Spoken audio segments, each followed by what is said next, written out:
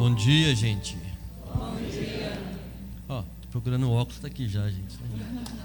Já chega aprontando, né? Tudo bem? Bom, uma alegria estar de volta aqui. É Joinville, terra boa. Aliás, eu falava com alguém ontem que Santa Catarina, eu acho que é um dos estados que eu mais tenho vindo nos últimos anos, né?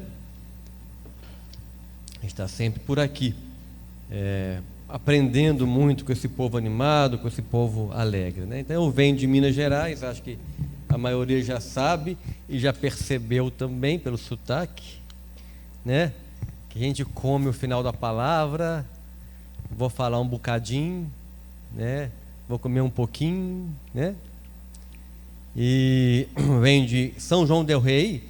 De vez em quando tem gente de Joinville andando para as partes históricas de São João del Rei. A gente vê sempre os ônibus daqui passeando por lá, né? Vem de São João del Rei. Karina não pôde vir comigo. Temos 7 filhos, né? Se bem que a casa agora está muito vazia, só tem 4. Porque 3 já moram fora. O maior vai casar em junho. Por sinal, vai casar com 22 anos, a idade que eu casei também. Está ficando maluco igual o pai, né? E depois dele, eu tenho 2 que moram fora também, estão no convento. A maior até já usa hábito, está lá. Ana Maria, né? O nome dela agora mudou, chama Maria Letissimi, né? A congregação dela muda o nome também, quando vai fazer os votos esse ano. E uma menor que também já entrou no aspirantado, no convento, entrou este ano, né? Então a casa agora está pequena, está com pouca gente, né? E a gente vai se adaptando, né? Família é para criar filho para o mundo, não é para criar filho para a própria família. E comentando de Minas Gerais, o povo brincando comigo aí de pão de queijo, né? Deixa eu contar um caso para vocês aí, para quebrar o gelo do começo, né? Tinha um mineiro viajando, né, de carro, vindo para São Paulo, para Santa Catarina, e no meio da estrada ele viu uma coisa brilhando assim no chão, parou o carro, pegou. Aí era uma lâmpada, né? Aquela tipo lâmpada de gênio, né? Meio suja, meio embaçada. Aí ele pegou um paninho no carro e tentou dar uma limpadinha na lâmpada. Naquilo que ele passou o pano na lâmpada, o gênio apareceu lá. E o gênio falou: ó, estou com pressa, resolve aí, eu sei que você tem direito a fazer aí uns 3 pedidos, né? Faz logo o primeiro. Aí o mineiro pensou, estava sozinho, mineiro jovem, né? Com um carro velhinho na estrada, caindo aos pedaços. Aí falou: eu quero um pão de queijo bem gigante. Aí o gênio: pão de queijo gigante? Um pão de queijo grandão, bem. Então tá bom. Aí deu o pão de queijo gigante para ele. Ele pegou o pão de queijo, contente da vida, colocou no porta-mala do carro, já ia embora. Aí o gênio: opa, peraí, volta aqui, eu tenho que cumprir meu trabalho direito, faz outro pedido. Escolhe outro pedido.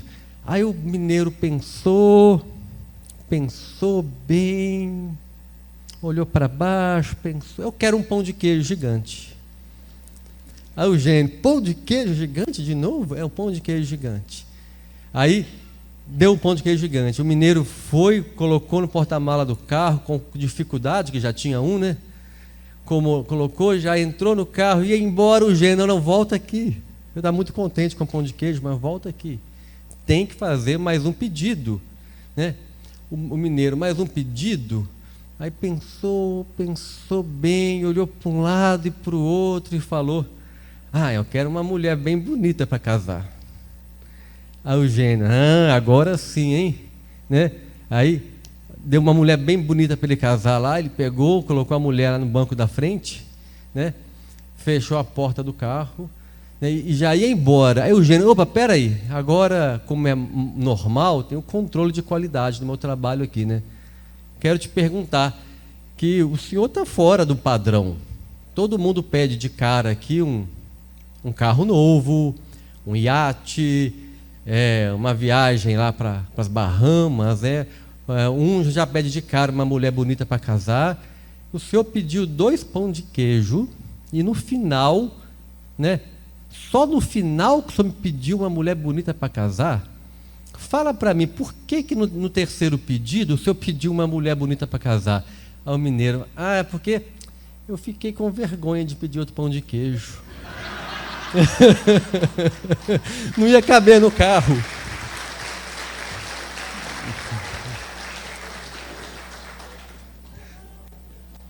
Não ia caber no carro, no porta-malas também, já estava cheio, né? Então, bom, vamos lá. Nós temos o dia inteiro para falar bastante, né? A gente vai tentar seguir alguns protocolos aqui. Eu vou colocar o celular para despertar mais ou menos aqui a cada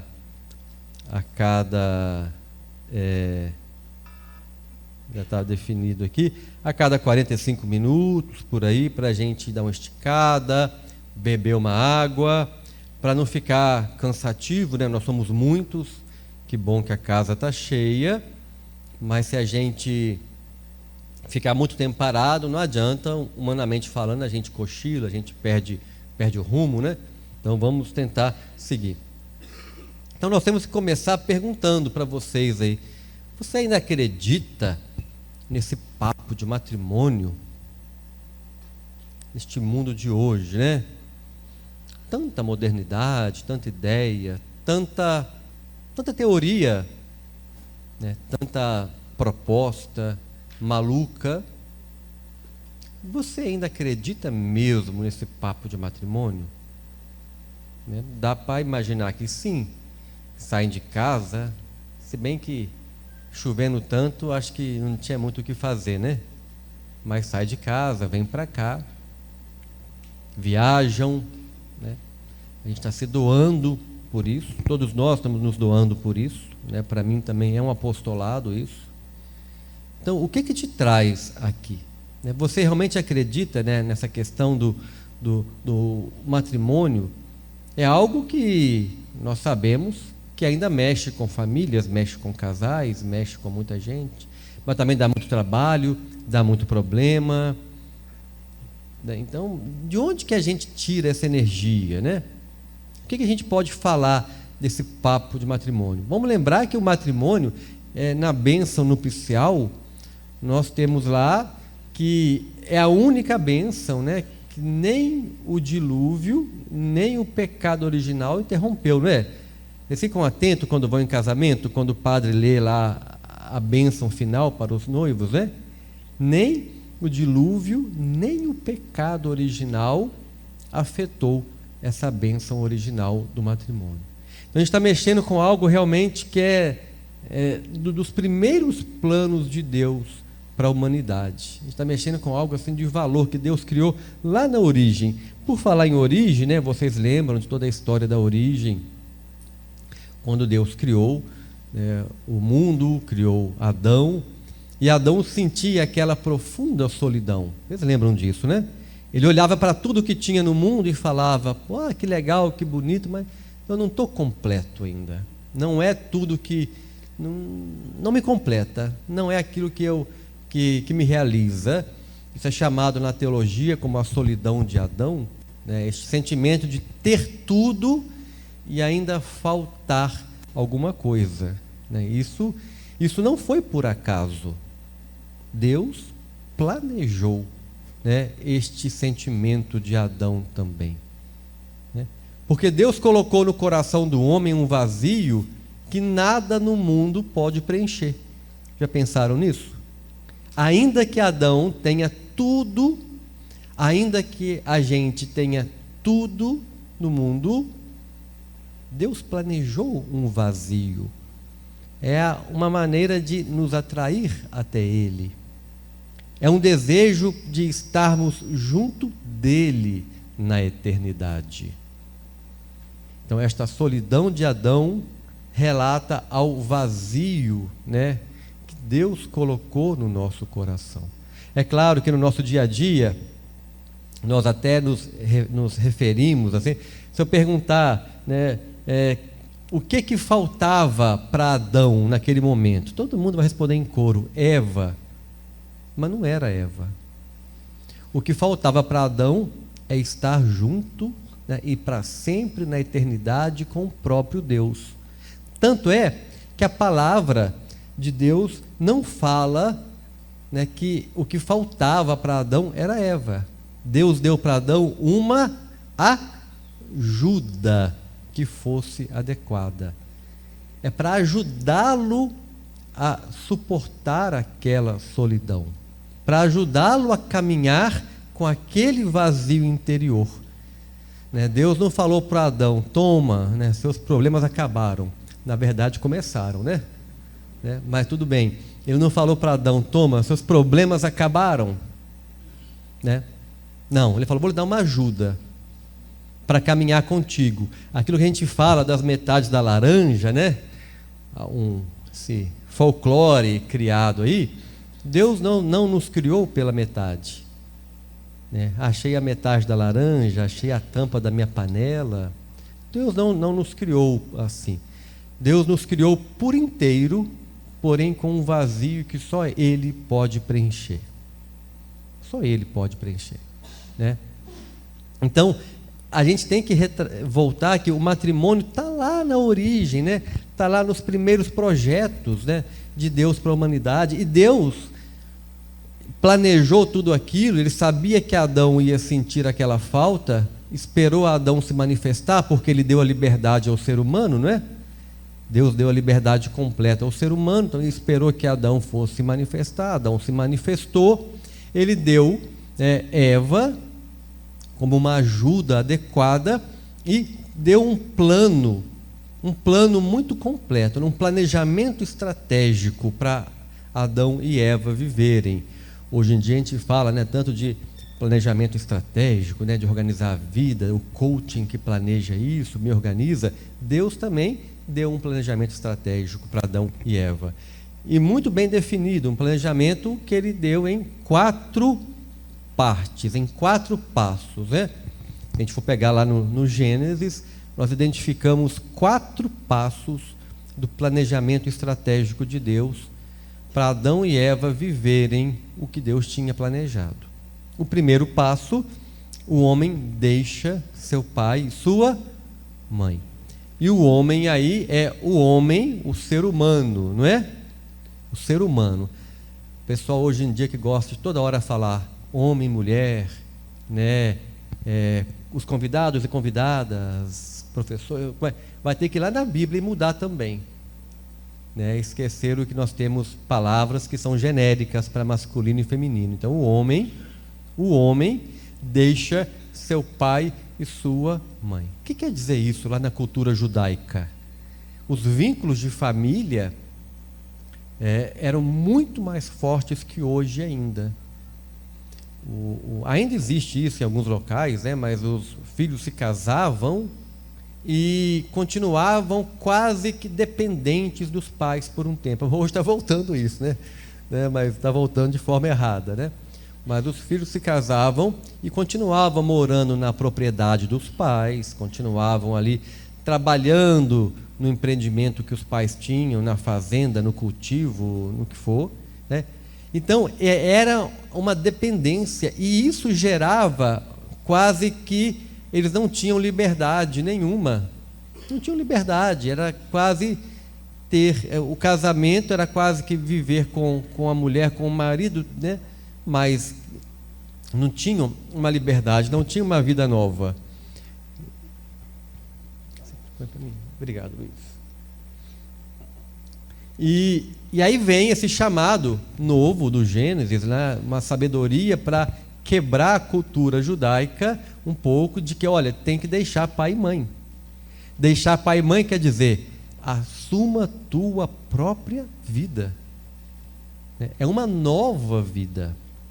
Esse deixar pai e mãe é uma ruptura dura para aquela época, né? E hoje está ficando dura de novo, né? Porque hoje o rapaz está com 30 anos em casa, levando leitinho, ganhando leitinho na mão, né? No copinho no quarto lá. Leva e ele fala: não, mãe, está frio. Ela volta e esquenta mais um pouquinho, né? Ele não vai lá arrumar, não. Está voltando, infelizmente, voltou. Mas era uma ruptura de deixar pai e mãe, uma ruptura forte, uma ruptura para ter de fato, assumir uma ruptura como uma ruptura vocacional. Hoje, quem vai assumir o matrimônio, para quem vai assumir o matrimônio, o chamado é de uma ruptura mesmo, de ter uma nova vida. Assim como um vocacionado, um padre, uma religiosa rompe com tudo, né? E a gente tem experimentado isso, né? Com as filhas que vão à vida religiosa e assim rompem com o mesmo. A vida delas agora é a vida religiosa, claro, encontrando pai e mãe quando pode, mas a vida agora é outra.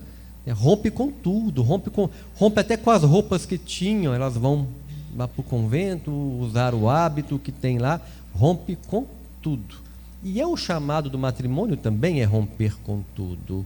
Não é abandonar, é deixar, é diferente, não é? É estar presente com os pais, estar convivendo sempre que possível. Tem aquela época que os filhos voltam para dar o suporte aos pais, mas naquele momento do casamento é uma ruptura que tem que ser feita. E o segundo passo do planejamento estratégico: eu rompo com a minha família para unir a sua mulher, ou seja, me entregar a ela. Essa união quer dizer a entrega. Não estou perdido no mundo, rompi com um lado para me vincular a outro, né?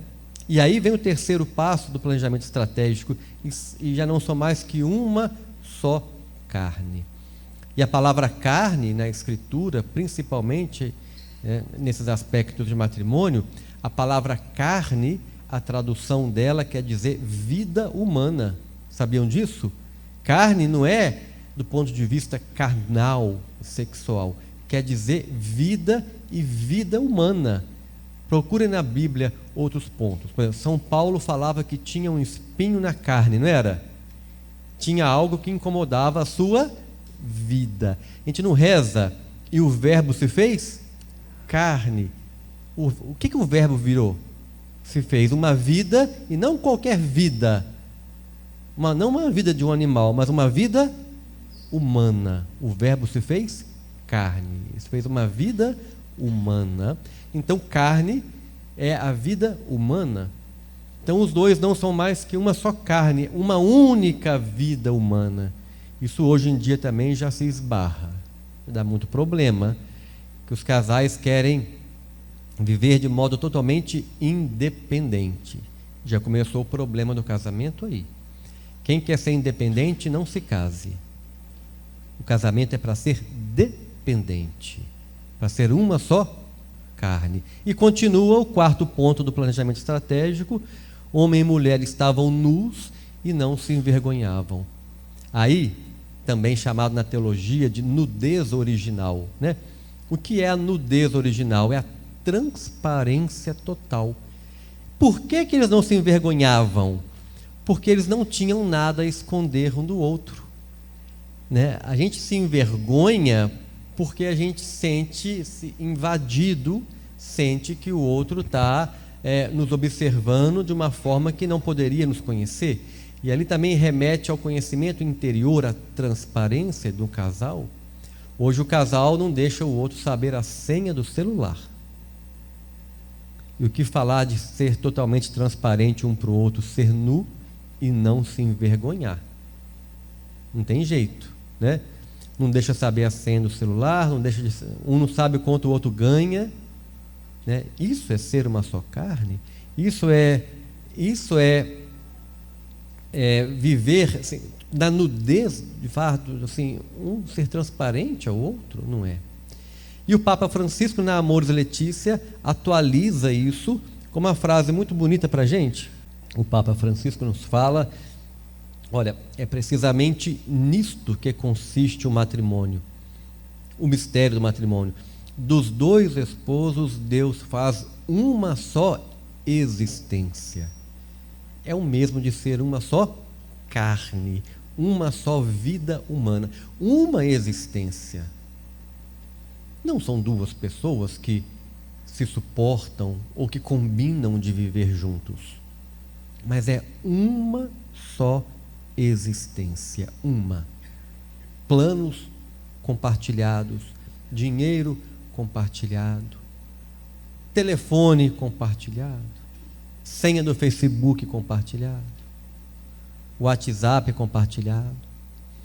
Porque quem não faz isso está cometendo infidelidade, não é?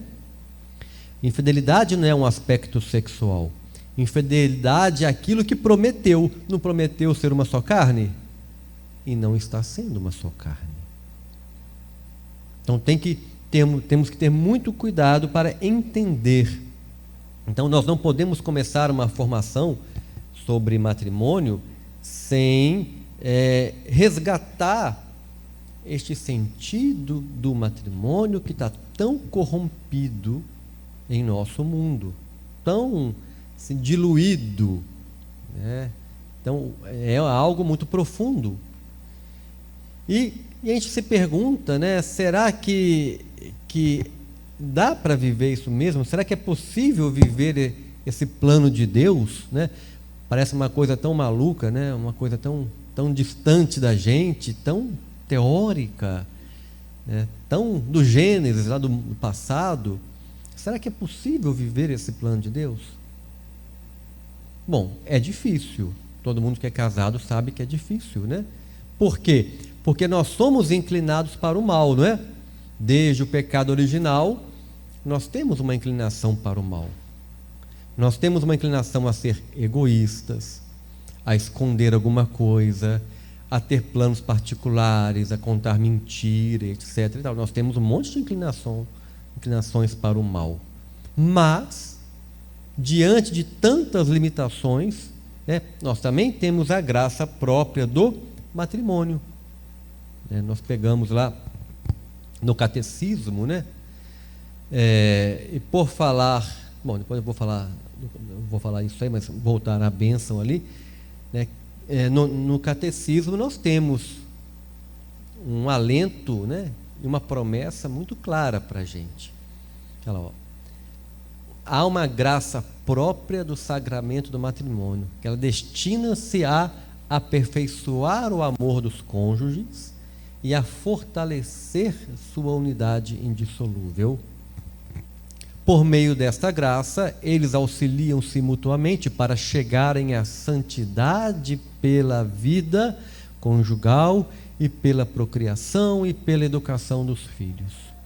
Bom, ali já dava para ficar o dia inteiro falando daquilo, né? Mas a gente vai ter que abreviar aqui.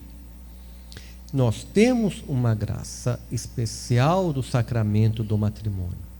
Por isso é tão importante promover o matrimônio e promover o matrimônio de forma consciente, de forma que os casais realmente se casem, porque há muitos casais se casando, mas não estão se casando, né? Estão se casando, mas não está acontecendo o sacramento do matrimônio. Nós temos uma graça própria para levar este desafio enorme adiante. Os casais que contraem o matrimônio, por isso é tão importante sim o matrimônio. Os casais que contraem o matrimônio têm uma graça especial para levar adiante este compromisso, para fortalecer, né, a unidade dos casais, para aperfeiçoar o amor dos cônjuges. Não é só uma bênção, né, porque bênção todos nós podemos receber. Não é só buscar uma bênção. Às vezes o casal de repente está junto, não, vou pedir só uma bênção. Eu vou casar porque eu quero a bênção da igreja. Não, é muito mais que isso. Há uma graça própria do sacramento do matrimônio. E que ela leva o casal a quê? A se santificar. Tudo que Deus faz é para a nossa santificação, não é? Todo plano que Deus tem é para nos santificar. Porque o grande plano de Deus, qual é? É que a gente chegue a morar com Ele na eternidade, não é? Então, tudo que Deus faz é para nos ajudar neste caminho de santificação, para chegarmos a morar com Ele na eternidade. Tudo. Então, o matrimônio também foi um plano criado por Deus, aquela ajuda que Ele deu a Adão, para que o casal conseguisse superar aquele vazio e passar aquela vida pela terra a encontrá-lo e viver na eternidade. Tudo que Deus faz é para nos santificar. E o matrimônio é mais um plano de Deus para nos santificar. Alguns ele chama para a santificação por uma doação pessoal, uma vida religiosa, uma vida sacerdotal. A outros ele nem chama o matrimônio, mas chama a santificação pela vida reta de solteiro, se doando aos irmãos, ajudando de alguma forma, vivendo bem a sua fé. E a outros ele chama a santidade pela vida matrimonial. E a vida matrimonial tem 3 passos principais, segundo o catecismo, né? Vida conjugal, olha lá, santidade pela vida conjugal. Então, viver a vida conjugal santifica, não é? Sim ou não? Sim. É fácil? Não. Então, santifica. Segundo passo, pela procriação também santifica, não é? E depois da procriação vem o resultado dela, a educação dos filhos, que também santifica. Olha que bonito como no catecismo a gente encontra tudo. Encontra o caminhar da vida matrimonial, vida conjugal, procriação e educação dos filhos. Só isso que é o matrimônio. Tudo mais gira em torno disso. Só isso. Se você trabalha, o seu trabalho está nesse contexto. Se você faz uma pastoral, a sua pastoral está nesse contexto. Se você está tendo dificuldade com os filhos em casa, está nesse contexto. Se você está ajudando os pais doentes, está nesse contexto. Tudo da vida de quem se casou gira em torno daqueles 3 pontos. E é assim que nos diz o catecismo, né? Por falar em catecismo, nós não podemos nos esquecer que o catecismo, né, é o que nos faz católicos, não é? Qual que é a diferença de um católico para um protestante? É ter santos? É venerar santos? Não. Tem protestantes que também veneram santos, né? Venerar Maria, ter Maria como mãe de Deus? Não. Tem protestantes que também tem Maria como mãe de Deus, tem imagem e rezam Ave Maria. Sabiam? Então fiquem sabendo. Tem, né? Ter a Santa Missa, a Eucaristia? Não. Tem protestantes que fazem isso. Nós sabemos que não está certo, que não, mas fazem, né? Eu já fui enganado em uma missa, que depois, só na oração eucarística, eu percebi que não era católica, porque não rezava pelo Papa. Aí que eu fui pesquisar uma igreja São Nicolas, o nome é sugestivo, um padre cantando, um padre na porta dando boas-vindas, né? Inclusive, né, foi fora daqui, foi nos Estados Unidos, mas o padre até cantando lá, era uma comunidade de brasileiros, o padre cantando música do Padre Zezinho, né? Nossa Senhora Aparecida na frente, celebrou a missa toda, né? Depois que eu fui, comunguei tudo, né? Chegou em casa que eu fui ver, tinha algo errado naquilo ali, né? E a maioria que estava lá também estava enganada, porque uns protestantes pegaram uma comunidade de brasileiros que tinha se formado, chegaram rapidamente lá e já montaram a tenda lá, né? Montaram a igreja e estavam lá, com música do Padre Zezinho e tudo. E é protestante. Então, não rezam pelo Papa. Então, o que nos faz católicos não é venerar santo, não é venerar Nossa Senhora, não é celebrar a Eucaristia. O que nos faz católicos? É a doutrina una, o depósito da fé que foi dado a Pedro e a igreja guarda, o qual nós seguimos, não é isso? Então o que nos faz católicos de fato é a fidelidade à igreja através do magistério da igreja e da doutrina do catecismo, não é isso? Então o católico é aquele que segue o catecismo da igreja. É isso que nos faz católicos, é isso que nos faz diferente. E aí dele vem as verdades da fé, dele vem a Eucaristia, né, como foi dada como Jesus Cristo ensinou e foi passado para a gente, na hierarquia da igreja que chega até nós hoje, aí vem a Eucaristia, aí vem os sacramentos, aí vem tudo. Mas a fonte disso é a doutrina, né? A mesma doutrina. Então, nós temos que acreditar no catecismo. E nós, agentes de pastoral familiar, também temos um desafio, né? Nós temos uma questão muito importante de entender o que é uma pastoral, né? O que é uma pastoral?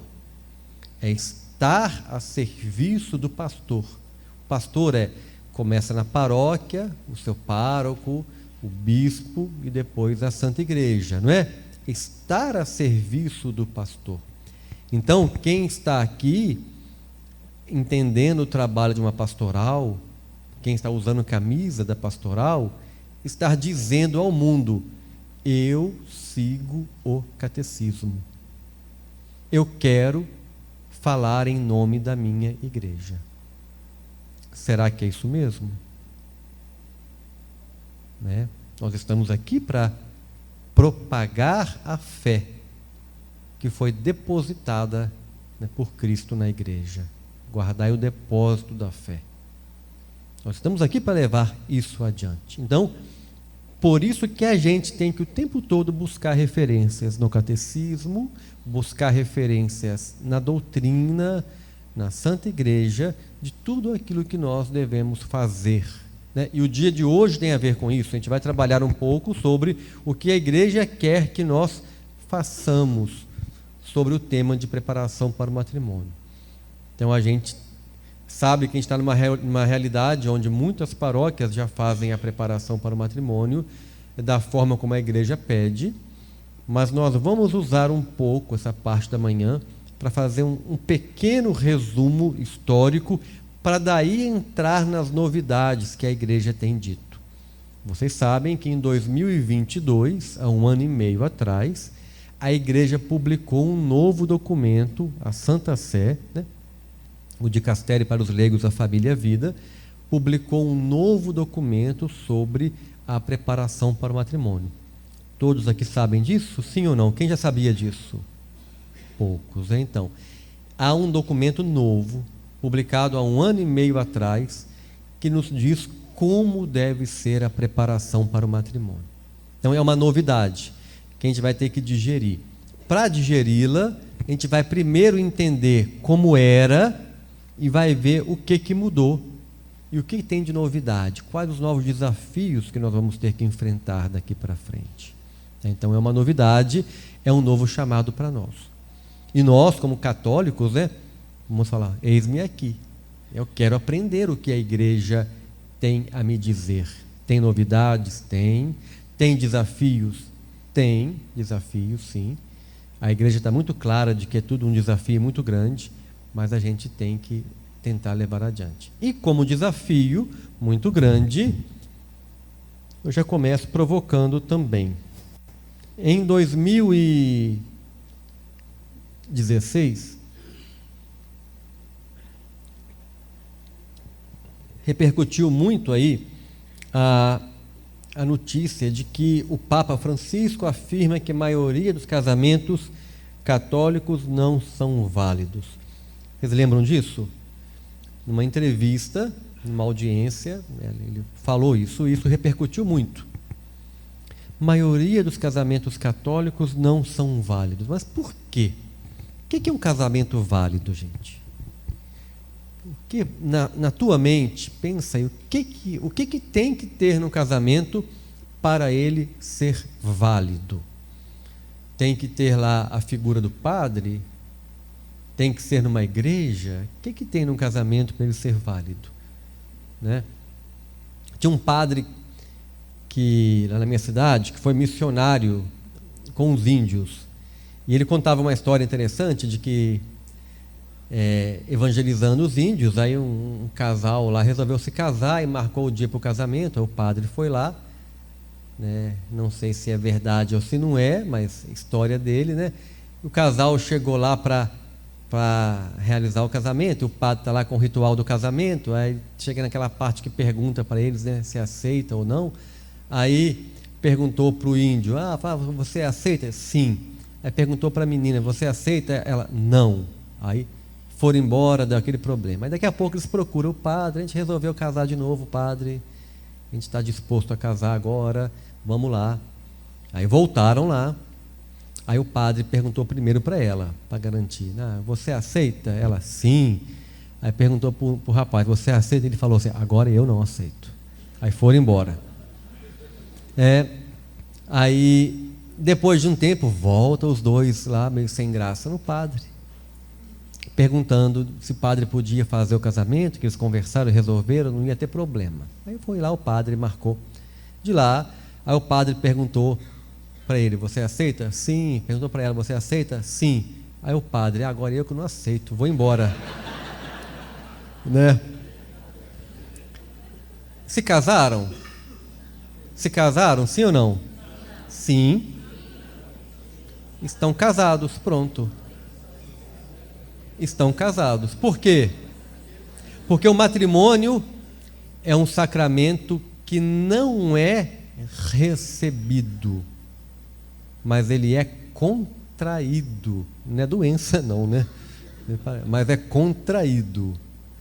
Tá assim, né? O matrimônio é uma atitude do casal, inclusive até 500 anos atrás não tinha a figura do padre. Sabiam disso? O casal podia, o compromisso do casal perto de um familiar, de uma testemunha, bastava, vamos casar, pronto. Só que a coisa foi bagunçando tanto, né? E a história é grande, né? Porque até o século XII existia o casamento por compromisso de terceiros.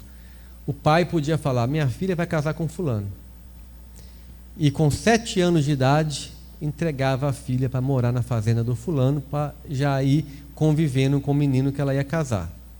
Era uma coisa muito sem controle. A igreja vem organizando, vem melhorando, aí proibiu esse casamento por compromisso de terceiros, mas tinha que ser compromisso dos mesmos. Mas mesmo assim, depois o padre falava com o filho, o pai, fala que você quer, viu?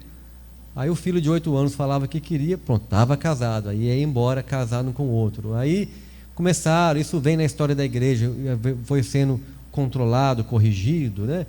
Até que chegou o momento que a igreja reconheceu que os menores que se casavam por interferência dos pais podiam voltar atrás quando ficar maior. A coisa foi complicando, né? Até que tudo se clareou lá no Concílio de Trento, né? Lá no decreto de Tametz, onde começou a instituir a documentação paroquial para o casamento, a presença do padre para acompanhar, porque senão o sujeito casava aqui, fugia, ia casar lá.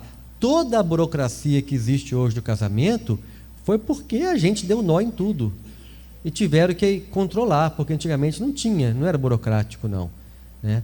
O ser humano foi dando nó, foi casando aqui, fugia, casava lá, descasava. Então tudo foi uma resposta da igreja para este controle. Bom, e aí, voltando à história do casamento, do casal, né? Então a figura do padre é uma presença da igreja para certificar e dar uma bênção enquanto sacerdote, né? Orientar. Mas o casamento, o matrimônio é o sacramento que a gente não recebe, mas a gente contrai. A gente pede. Então, para contrair, o que eu tenho? O que precisa para ter um casamento válido? Porque o Papa falou que a maioria não é válido. É preocupante, não é? Olhar para a gente e pensar que, maioria não é válido. Maioria é o quê? É mais da metade, não é? Então, imagina que até aqui tem casamento válido. Daqui para lá, mais a metade não tem. É preocupante, não é? Como é que fica isso?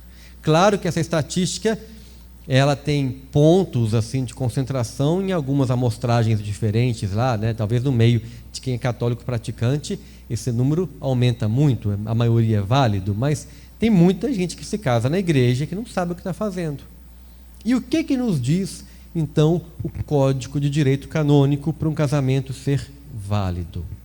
Ou seja, quem não pode se casar.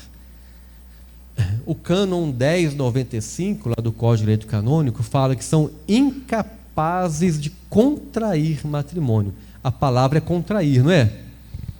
Incapaz, não dá conta, não pode contrair matrimônio.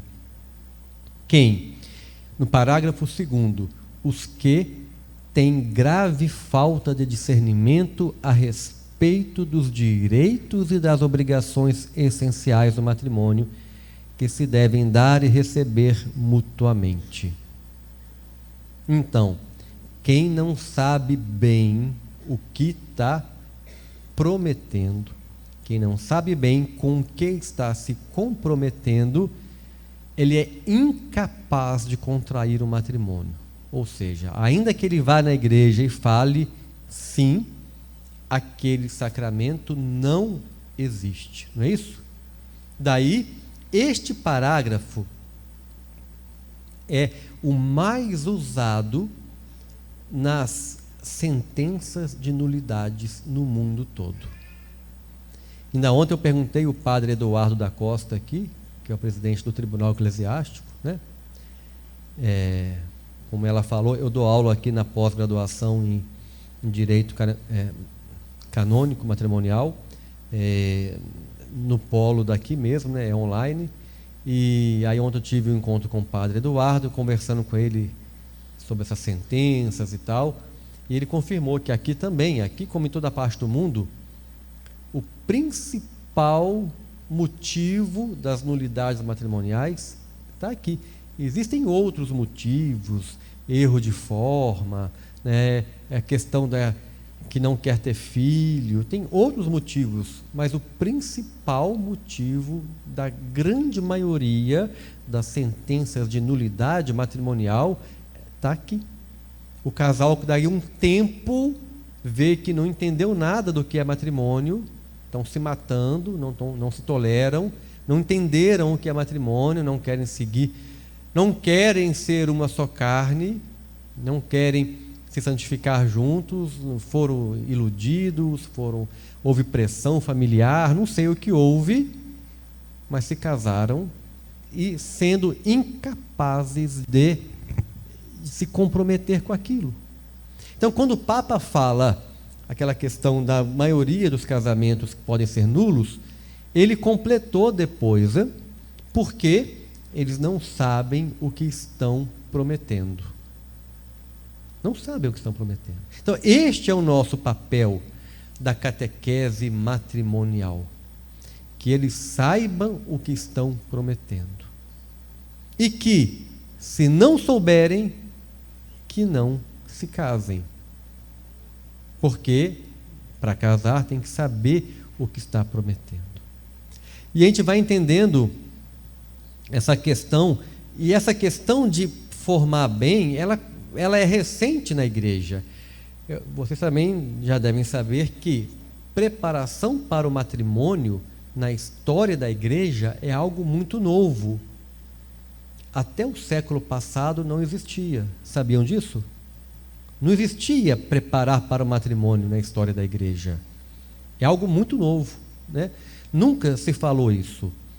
Com um novo mundo, né, com a nova configuração de mundo que se formou, né, esse admirável mundo novo, né, mas é um mundo urbanizado, um mundo onde os meios de comunicação propagam o divórcio, propagam a infidelidade, um mundo super erotizado, né, um mundo da revolução sexual, do sexo sem compromisso, tudo que foi chegando no mundo no século passado, que foi um século complicado, não foi? Quem estuda o século passado vê que foi um século muito complicado, né? Você vai ver um monte de desgraça de hoje em dia começou no século passado, não é? Televisão, né? As comunicações, a internet começou no final do século passado, ajudou, mas que também tem feito desgraça, não tem? Tem. A erotização, a imprensa, né? Revistas lá de mulher pelada começou no século passado, não foi? né? E aí vai, né? Tudo que aquilo que vai afetando o cerne da família começou no século passado. Daí começaram os divórcios e começou a preocupação da igreja em como ajudar os casais. Vários movimentos começaram, então, no século passado também. Por exemplo, as equipes de Nossa Senhora começou na década de 30 na França, não foi? Começou logo na França, porque a França é o expoente do paganismo hoje em dia, né? É um país onde o desprezo pelos valores religiosos foi galopante, né? E até hoje está assim, né? A Revolução Francesa conseguiu o que eles queriam, né? Destruiu a fé católica, que era um dos objetivos dela. Grande parte dos livros que queimavam-se na Revolução Francesa eram livros de doutrina, né? Então, assim, conseguiram realmente destruir a fé católica e a França hoje em dia tem igrejas virando pub, virando bar, né? Podem consultar, vocês vão ver, né? Então, lá na década de 30 começou o movimento para tentar ajudar as famílias, as equipes de Nossa Senhora, e só que era para quem já era casado. E faltava então iniciativas para ajudar quem ia se casar. E em alguns países surgiram algumas iniciativas. Por exemplo, em Portugal, na década de 50, surgiram os CPM, Centros de Preparação para o Matrimônio, que eram salas paroquiais, locais, onde os casais que estavam noivos frequentavam ali durante quase um ano inteiro, em alguns sábados durante o ano, para ali conversar sobre matrimônio e receber formação. Então é o cerne, talvez o cerne da catequese matrimonial esteja neste miolo aí, nessa década de 50, onde alguns países começaram uma formação de longo prazo para preparar quem ia se casar. Este assunto chegou dentro do Concílio Vaticano II e foi debatido. Tanto é que nos documentos do Concílio Vaticano II, nós temos 4 constituições publicadas no Concílio Vaticano II, né? A Dei Verbum, a Lumen Gentium, a Gaudium et Spes e a Sacrosanto Concílio. Nós temos 4 constituições publicadas no Concílio Vaticano II. Uma delas é sobre a vida pastoral e é muito conhecida para a gente. Vocês já ouviram falar muitas vezes, a Gaudium et Spes, né? Alegrias e esperanças, alegria e júbilo, não, esperança e júbilo, né? Que fala da preocupação da igreja com o nosso dia a dia, com a vida pastoral. Então, nesse documento, lá no parágrafo 52, ele diz que agora é preciso promover o matrimônio e a família. É uma novidade da igreja. Até então, matrimônio era algo bem natural. A família tinha os filhos trabalhavam com os pais ou iam estudar, logo conheciam uma menina, interessavam e iam se casar. Era algo natural. Mas o mundo agora foi tirando os interesses, né? O mundo foi distraindo os casais. E os casais passaram a ter outros interesses. Então, da mesma forma como veio a traição, veio o divórcio aumentando, tudo isso existia. Só que o mundo novo potencializou, né? Veio isso aumentando, vieram os meios de comunicação, a imprensa, o sexo livre, a revolução sexual, tudo isso veio, né? E agora era preciso motivar novamente aqueles que buscavam o matrimônio. E aí começa-se na igreja a ideia de se orientar aqueles que buscam o matrimônio. Então é novo. Nós temos 50 e poucos anos que existe isso na igreja. A ideia de se preparar quem vai se casar. Antigamente não tinha isso na igreja. Então é algo muito novo. E a igreja começou a fazer isso, né, fazer essa reflexão, a divulgar. Vários documentos foram sendo publicados, né? Eu falei do Gaudium et Spes. E a igreja viu que era preciso inverter o equilíbrio disso aqui, né? Porque ela estava começando a trabalhar muito na função de bombeiro, estava pegando fogo, né? Pegando fogo no matrimônio, pegando fogo na família, ninguém queria casar, era o divórcio, assim, não queria ter filho, estava tudo estava se invertendo, e ela deveria então investir mais na figura de quê? Lá no alto, quem que é lá? Do engenheiro, né? E reflete claramente a nossa sociedade. Uma sociedade que tem pouco engenheiro vai precisar de muito bombeiro, não vai? Vai pegar fogo toda hora em algum lugar, a ponte vai cair, o prédio vai trincar, não é? Uma sociedade onde eu tenho pouco engenheiro, eu vou ter que pesa no trabalho do bombeiro. Então a igreja começou a nos chamar para reverter esse trabalho. Vamos projetar mais. Vamos cuidar mais de quem está se preparando para o casamento, para o matrimônio.